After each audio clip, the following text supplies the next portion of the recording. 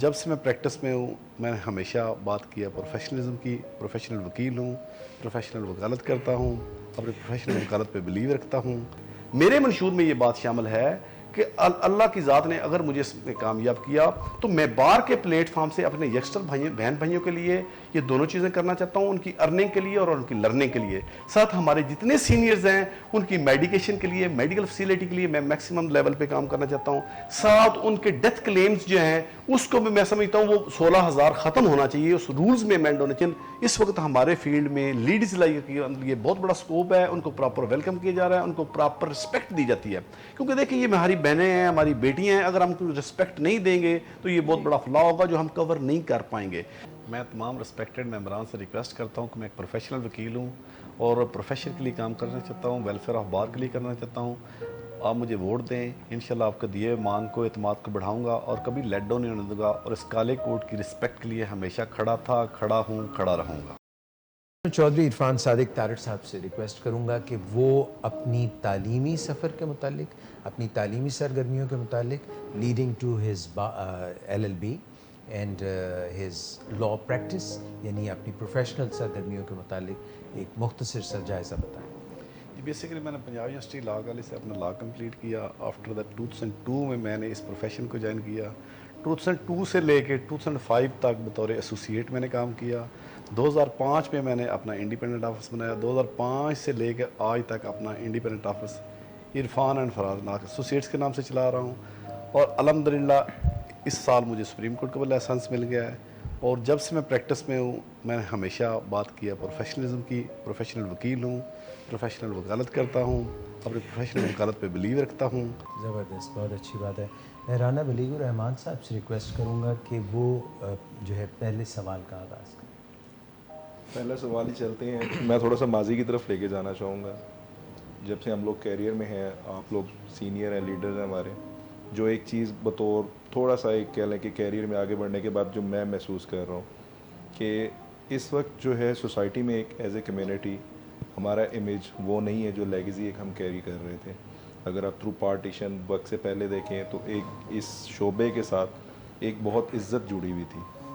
اب ہم دیکھ رہے ہیں کہ سوسائٹی میں ایز اے کمیونٹی ہمیں اس طرح سے ایکسیپٹیبلٹی نہیں مل رہی ہے.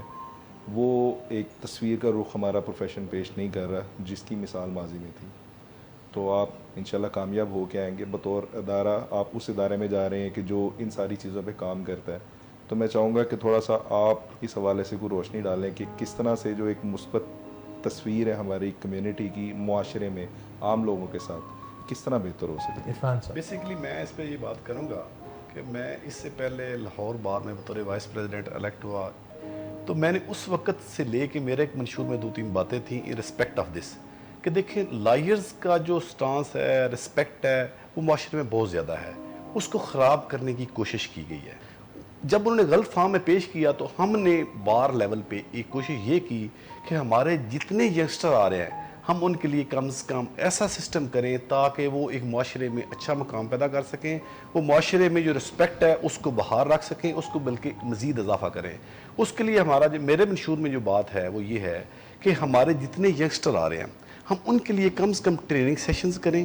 ٹریننگ سیشن کمپلسری ہو, وہ بار لیول پہ ہو. فار ایگزامپل تحصیل کورٹ ہے, ڈسٹرکٹ کورٹ ہے, وہ کمپلسری اس فارم میں ہو کہ جو بھی ینگسٹر آ رہا ہے اس نے وہ لیکچرز لینے ہیں, اس کو ٹرین کیا جائے, اس کو بتایا جائے کہ پروفیشن کے اندر آپ آ گئے ہیں, یہ لیگل ایتھکس ہیں, آپ نے ان پیرامیٹرز میں پریکٹس کرنی ہے.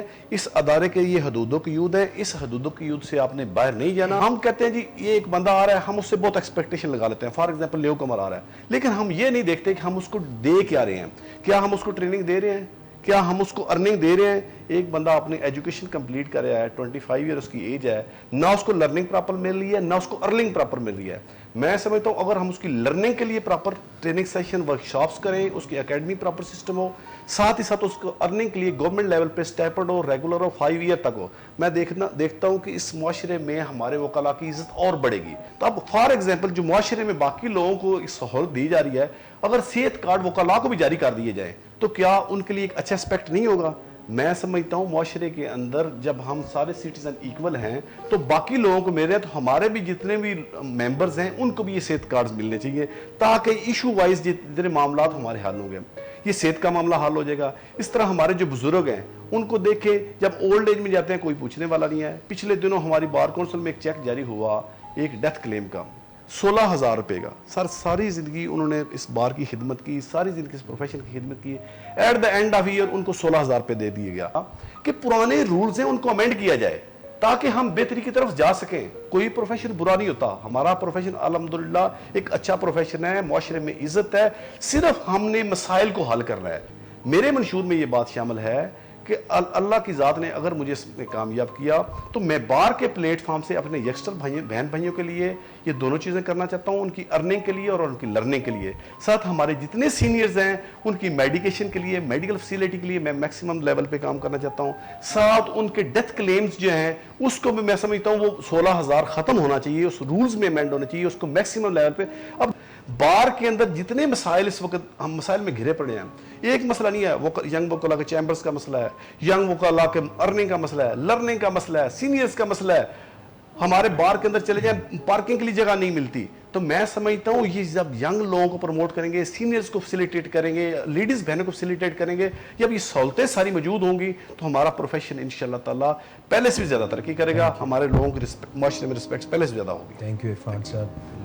سر میں آپ لوگوں سے پوچھنا چاہوں گی کہ جیسے آپ لوگوں نے بات کی ابھی کیریئر کی, فلاح کی, ینگسٹرز کی, ہم دیکھتے ہیں ابھی آپ لوگوں میں ماشاءاللہ سے آپ لوگ خود بھی اس چیز کو اکنالج کرتے ہیں کہ وومن ریپرزنٹیشن کے بہت ایشوز ہیں. ہماری بہت سی بہنیں ہیں جو اس فیلڈ میں آ رہی ہیں, لاء کالجز میں جب آپ جاتے ہیں تو آپ دیکھتے ہیں کہ ان کی بہت اسٹرینتھ موجود ہوتی ہے, لیکن پریکٹسنگ فیلڈ کے اندر ہم ان کو نہیں دیکھ پاتے ہیں اس طرح سے جس جذبے سے وہ پڑھ رہی ہوتی ہیں.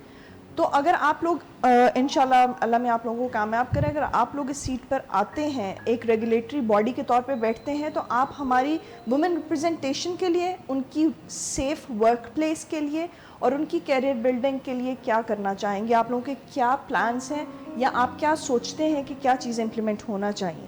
میں اس میں یہ کہوں گا کہ بیسیکلی جو آپ کا پہلا کویسچن ہے نا کہ ویمنز ایجوکیشن میں آتے ہیں, آگے سے فیلڈ میں تعداد کم ہوتی ہے, اس میں ان کے کچھ ڈومیسٹک ایشوز بھی ہیں. ڈومیسٹک مین کچھ پیرنٹس ایسے ہیں وہ ایجوکیشن کمپلیٹ کرتے ہیں, آگے فیلڈ میں نہیں بھیجتے. ایک چیز یہ آ گئی. سیکنڈ یہ ہے کہ کچھ ہماری بہنوں کی شادی ہوتی ہے, الٹیمیٹلی نیکسٹ فیملی میں جب جاتی ہیں تو وہ بھی لوگ فیلڈ میں نہیں بھیجتے. یہ سمجھے کہ ان کا ڈومیسٹک ایشو ہے, لیکن میں سمجھتا ہوں ہمیں ویلکم کرنا چاہیے. مین وی بوتھ آر ایکول. جب ایکول ممبر ہیں, ہماری حیثیت سب کی ایکول ہے, لائسنس ہمارا ایکول ہے, تو کام کی اپرچونٹی بھی ایکول ہونی.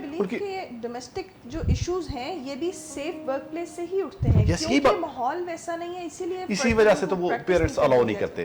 اس کے لیے میں سمجھتا ہوں سب سے امپورٹنٹ بات یہ ہے کہ ایٹماسفیئر کی جو آپ نے بات کی ہے وہ بہت امپورٹنٹ ہے کہ ایک لیڈی لائر جب گھر سے ورک کے لیے نکلے گی, سب سے پہلے ان کو ایشو ہوگا کنونس کا. جی. سیکنڈ ان کو ایشو ہوگا کہ معاشرے کے اندر جب اس نے کام کرنا ہے, جس طرح باقی فیلڈز میں کام ہو رہے ہیں, یہاں پہ وہ سمجھیں ایٹماسفیئر نہیں ہے جہاں پہ پراپرلی کام کر سکتے ہیں. تو میں سمجھتا ہوں کہ جب اگر ہم ان کو ویلکم اس فارم میں کریں, جس طرح میں نے پہلے پلان کیا ہے, میرے ایک لرنر بردر نے, ہر بندے کا اپنا فیلڈ ہے, 5 بھائی ہیں, 5 کا علیحدہ خیر ہے, جس طرح میں نے بات کی ہے کہ جس طرح ڈاکٹرز پروفیشن میں آتے ہیں وہ ان کی پروفیشنل ڈگری ہوتی ہے, ان کو جب ہاؤس جاب دی جاتی ہے, ہاؤس جاب کے اندر ان کو 2 چیزیں انشور کی جاتی ہیں. ایک ان کا انشور کی جاتی ہے اسٹائپنڈ, ساتھ ان کی لرننگ. اسی طرح اگر ہمارے فیلڈ میں بھی وہ ہاؤس جاب ہو جائے, جسٹ لائک ہاؤس جاب ہو جائے, جس کے اندر ان کی پراپر ٹریننگ ہو, جب ہم ان کو پراپر رائٹ دیں گے, مین ان کو لرننگ کا پراپر کوئی ایشو نہیں ہوگا, اکیڈمی موجود ہوگی. فار ایگزامپل وہ کسی سینئر کے پاس نہیں کام کرنا چاہ رہے, ان کے پاس ایٹماسفیئر ہو, وہ ورکشاپ اٹینڈ کر لیں, اکیڈمی اٹینڈ کر لیں, پنجاب بار کے لیول پہ, ڈسٹرکٹ لیول پہ, تحصیل لیول پہ, مین ان کو لرننگ کا ایشو ختم ہو گیا. ساتھ جب ان کو اسٹائپنڈ ملے گا ان کے پروفیشنل ڈگری کے گیس گورنمنٹ لیول پہ, ان کا ارننگ والا ایشو بھی حل ہو گیا. اب بات آ جاتی ہے ایٹماسفیئر کی. اگر ایک وکیل کام جانتا ہو, اس کی لرننگ پراپر ہو چکی ہو, اس کو ارننگ پراپر ہو رہی ہو, تو میں سمجھتا ہوں جب وہ فیلڈ میں جائے گا وہ کانفیڈنٹ ہوگا. اس کو یہ ایشو نہیں ہوگا کہ میں نیو کمر ہوں, کس سے بات کروں گا, کس طرح کروں گا, میرے پاس کلائنٹ کہاں سے آئے گا. وکیل کے پاس کلائنٹ اس وقت آتا ہے جب اس کلائنٹ کو پتا ہو کہ یہ وکیل میرا کام بالکل ٹھیک کرے گا, یہ پروفیشنل اسکلڈ پرسن ہے, اس کو پروفیشن کے سارے نارمز کا پتہ ہے, یہ میرے بہتر پرفارم کرے گا. لیڈی لائر کو یہ ساری پراپر اس کی ٹریننگ, لرننگ, ارننگ کمپلیٹ ہوگی. جب وہ فیلڈ کے اندر پراپرلی جا کے اس کو سرو کریں گی, میں سمجھتا ہوں وہ ایک آج کی خواتین سے بہتر طریقے سے سرو کر پائیں گی. ایز پر مائی اوپینین اس وقت ہمارے فیلڈ میں لیڈیز لائر کے اندر یہ بہت بڑا سکوپ ہے, ان کو پراپر ویلکم کیا جا رہا ہے, ان کو پراپر رسپیکٹ دی جاتی ہے, کیونکہ دیکھیں یہ ہماری بہنیں ہیں, ہماری بیٹیاں ہیں, اگر ہم کو رسپیکٹ نہیں دیں گے تو یہ بہت بڑا فلا ہوگا جو ہم کور نہیں کر پائیں گے. سیکنڈلی یہ لیڈیز لائر کا جو دیگر ایشوز ہیں, جس طرح میں نے ٹرانسپورٹ کی بات کی ہے, اگر وہ بار یونانیمس ہو جائے, جس طرح for example high court bar ہماری نے کیا ہوا ہے, وہ الحمدللہ کامیاب چل رہا ہے. ہائی کورٹ بار سے نیچے جاتی ہے وین ہماری جاتی ہے جو سول کورٹ جاتی ہے.